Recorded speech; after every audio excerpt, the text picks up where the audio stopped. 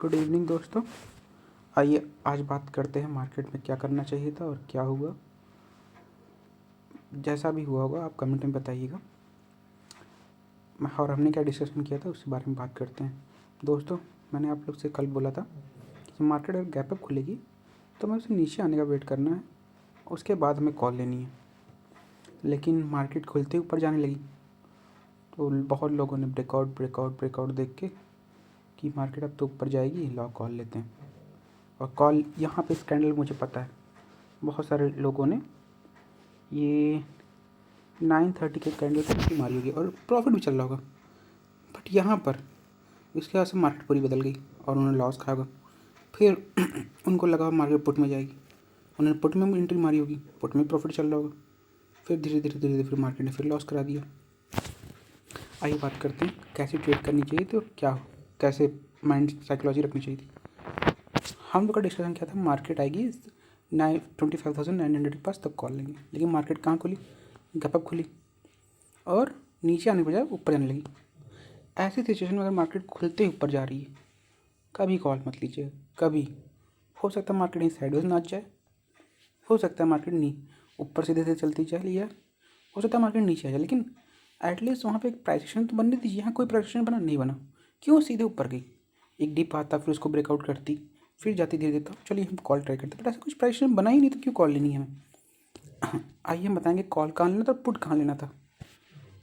आपको एक काम और करना है, जब भी निफ्टी देखिए उसके साथ में बैंक निफ्टी भी देखिए बीच बीच में। बैंक निफ्टी ने भी क्या किया देखिए, ब्रेकआउट दिया, उसके बाद यहाँ पे ऊपर गई और वहाँ पे होल्ड कर रही है। इस कैंडल को आप देखिए, जो 945 की कैंडल है, इस कैंडल को आप पहचान लीजिए। ये हैमर ही कैंडल नीचे बनती है, हैमर बोलते हैं। ऊपर बनती है तो स्पिनिंग टॉप जो भी बोलते हैं वो बोलते हैं। ये कैंडल जब भी बने ऊपर जाने सीधे सीधे मार्केट ऊपर हाई पास हो, तो आपको बस ध्यान देना है कि उसका एक उसके बगल में एक रेड कैंडल बने और उसके हाई को ना निकाल पाए, नीचे ही रहे, और जस्ट उसके बाद जो उसको फॉलोअप मिले पुट में एंट्री मारनी है। मैंने मारी है, आपको मैंने बोला ना जिस दिन मेरे 50 सब्सक्राइबर होंगे मैं हर ट्रेड आपको दिखाऊंगा कि मैंने कितना प्रॉफिट किया कितना नहीं। लेकिन मेरे 50 सब्सक्राइबर जब होंगे तब, और आपको लग रहा है मैं झूठ बोल रहा हूँ तो वो भी आप चलिए झूठ ही आपके लिए झूठ सही, लेकिन मैंने यहीं पे ट्रेड मारी थी और मेरा पुट में प्रॉफिट हुआ।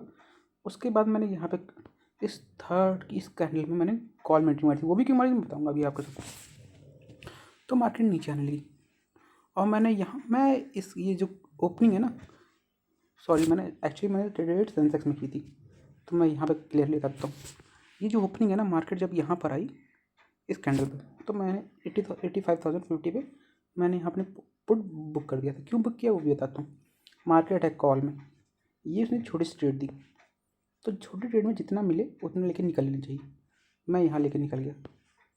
अब बात करते हैं, क्योंकि ये मेरा प्लान तो इसका था नहीं, मेरा प्लान कॉल का था। मार्केट ने ट्रेड दे दी, मैंने कर ली। अब उसके बाद मैं बैठा था कॉल के लिए, क्या बैठा था, मार्केट नीचे आएगी, यहाँ तक आएगी, यहाँ तक आएगी, लेकिन यहाँ तक नहीं आ रही। उसके बाद फिर मैंने क्यों यहीं पे कॉल प्लान कर लिया, ये बताता हूँ आपको।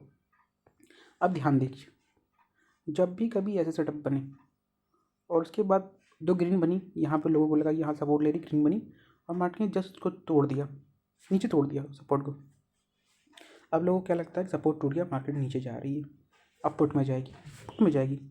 बट नेक्स्ट कैंडल देखिए, यहाँ पर 10:25 पे कैंडल देखिए, सेम जो कैंडल ऊपर था उसी टाइप की कैंडल नीचे बनी, और सेम देखिए यहाँ पर भी सेम वही कैंडल बनी। ऊपर उसको स्प्रिंग टॉप बोला था, नीचे इसको बोला था नीचे इसको हैमर बोलते हैं, सेम हैमर बना।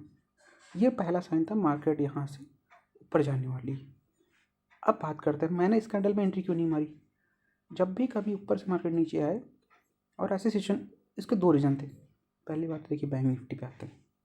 बैंक निफ्टी यहाँ पे क्या कर रही है, बैंक निफ्टी ऊपर नहीं जा पा रही है।